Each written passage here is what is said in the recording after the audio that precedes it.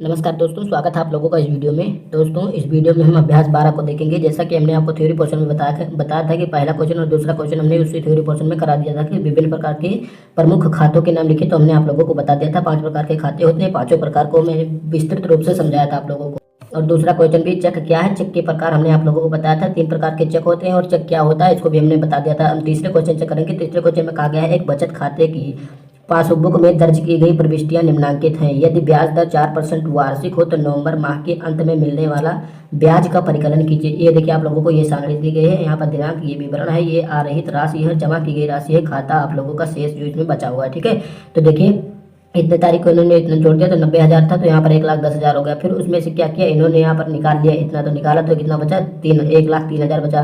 फिर उसमें क्या किया 6900 और जमा कर दिया, तो 6900 उसमें जोड़ा तो कितना हो गया 1,99,000 आप लोगों को फिर से मिल गया। तो इसी में आप लोगों को क्या ज्ञात करना है, ब्याज का परिकलन करना। तो देखिए इसको करेंगे कैसे। सबसे पहले हम करेंगे 1 नवंबर 2015 से हम कहाँ तक जाएंगे, 10 नहीं लेंगे, 9 नवंबर 2015 तक जाएंगे। फिर उसके बाद हम 10 नवंबर से 14 नवंबर तक जाएंगे। फिर 14 नवंबर से हम क्या करेंगे, मतलब 15 नवंबर से हम कहाँ तक जाएंगे 29 नवंबर तक, और 29 नवंबर से हम 30 नवंबर को एक दिन कर लेंगे। इस प्रकार से हम करेंगे। तो देखिए यहाँ पर हमने सारी भाषाएं लिख दी है, आप लोगों को केवल मुझे समझाना है। देखिएगा ये जो आप लोगों को डाटा दी गई मैं आपको दिखाता हूँ। ये देखिए आपको दिया गया है 1 नवंबर 2015 से। तो देखिए 1 नवंबर 2015 से हम कहाँ तक गए, 10 तक नहीं जाएंगे, एक छोड़ देंगे तो 9 2011 तक हम 2015 तक 9 तारीख 2015 तक हम गए। इसके बीच में कितना का अंतर है, 1 से 9 तक, तो 9 दिन का अंतर है। आप लोगों को कितना रुपया जमा किया था 90,000। 90,000 में हम कितने से गुणा करेंगे, जितने दिन हमने किया था, जितने दिन का दैनिक अवशेष आपको प्राप्त हुआ है। तो 9 दिन का दैनिक अवशेष प्राप्त हुआ है, तो इसमें हम 9 से गुणा करेंगे तो आप लोगों को कितना मिल जाएगा, 90,000 ये है तो कितना हो जाएगा 8,10,000 आप लोगों को मिल जाएगा। इसी प्रकार अब क्या करेंगे हम 10 तारीख से कहाँ तक जाएंगे, इसके 1 तारीख कम यानी 14 तारीख तक जाएंगे। तो 14 तारीख तक हम गए, यहाँ पर देखिए 10 से 14 तक गए तो हमने 5 दिन मिला। कैसे मिला 5 दिन, यहाँ पर देखिएगा 10, 11, 12, 13, 14 आप लोगों को मिल गया। तो देखा आप लोगों ने कैसे आपको 5 दिन मिला। 5 दिन का दैनिक अवशेष हमने यहाँ पर लिखा 1,10,000 था। यहाँ पर देख सकते हैं खाते में 5 से गुणा करेंगे आपका 5,50,000 हो जाएगा। इसी प्रकार अब देखिए 15 नवंबर से आपको दिया गया, तो 15 नवंबर से हम कहाँ तक जाएंगे, यहाँ पर एक दिन छोड़ेंगे यानी 29 नवंबर तक। तो 29 नवंबर का तो हमने ज्ञात किया कितना है, 15 से 29 गए हैं तो 15 को मिलेंगे, तो 15 दिन का दैनिक अवशेष कितना हो जाएगा 1,03,000 को 15 से गुणा कर देंगे तो आप लोगों को कितना मिल जाएगा 15,45,000।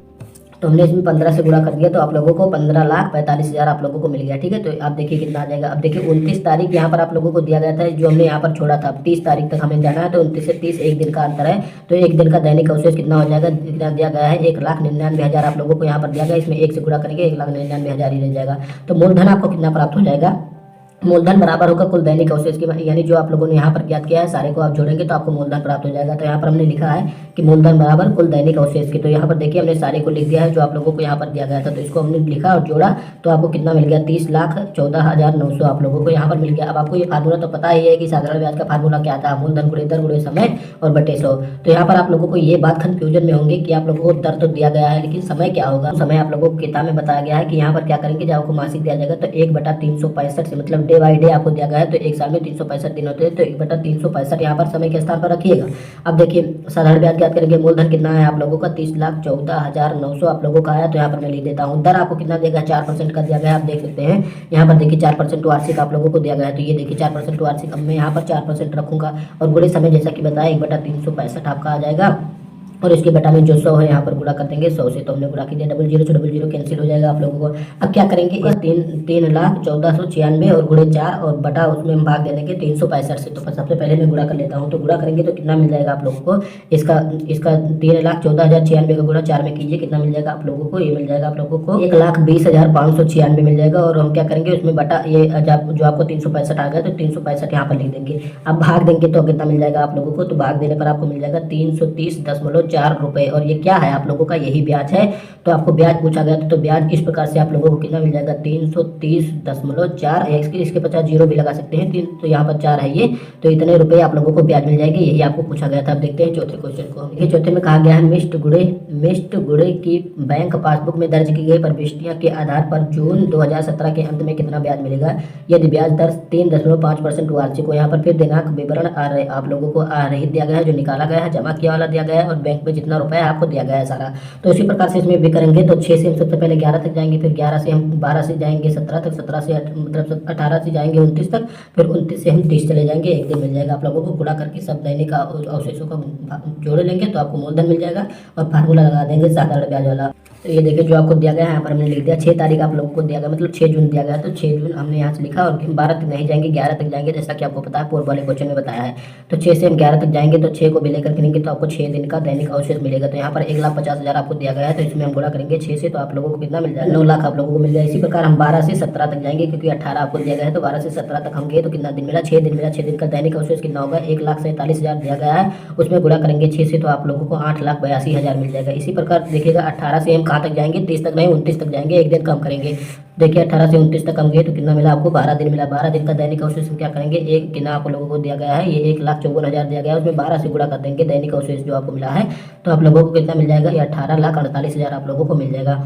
अब क्या करेंगे, 30 जून से हम 29 जून से 30 जून तक जाएंगे, क्योंकि यहाँ पर हमने 29 पर छोड़ा था, तो 29 से 30 जून तक जाएंगे तो कितना दिन मिलेगा, 29 31 एक दिन का दैनिक अवशेष कितना मिल जाएगा, एक कितना 16,06,000 आप लोगों को दिया गया है, तो 16,06,000 ये हो जाएगा और गुणा करेंगे 1 से, तो 16,06,000 आ जाएगा। अब आपको पता है मूलधन कैसे निकाला जाता है, मूलधन कुल दैनिक अवशेषों के बराबर होता है। तो ये सारे दैनिक अवशेष आप लोगों को मिले हैं जब आप लोगों ने गुणा किया है, तो ये दैनिक अवशेष हमने गुणा करके यहाँ पर ज्ञात किया है, तो इसको सबको जोड़ देंगे तो आपको कितना मिल जाएगा, 37,96,000 आप लोगों को मिल जाएगा। फार्मूला तो आपको पता है, साधारण ब्याज का मूलधन गुणे दर गुणे समय, और समय तो आपको पता होना चाहिए, पूर्व के क्वेश्चन में बताया था 1/365 हम रखेंगे। तो आइए हल कर लेते हैं। अब ये देखिए जो आपको दिया गया था 37,96,000 आप लोगों को मूलधन प्राप्त हुआ है। ब्याज आप लोगों को यहाँ पर देख सकते हैं 3.5%, 3.5% आपको दिया गया है वार्षिक, तो हमने यहाँ पर रख दिया।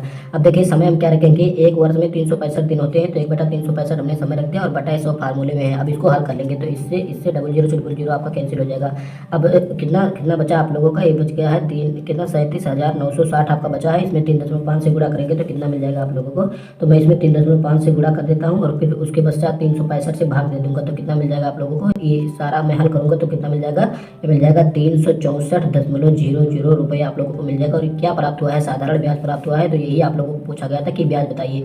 जब आपको केवल ब्याज कहते तो वह जान लीजिए कि साधारण ब्याज चाहिए, तो 364 रुपये आप लोगों को ब्याज प्राप्त हो जाएगा इस प्रकार से। और इसी के साथ आप लोगों की अभ्यास 12 कंप्लीट होती है। अगर वीडियो आपको अच्छा लगा तो वीडियो को लाइक शेयर और चैनल को सब्सक्राइब करना ना भूलिएगा। धन्यवाद, मिलते हैं अगले वीडियो में।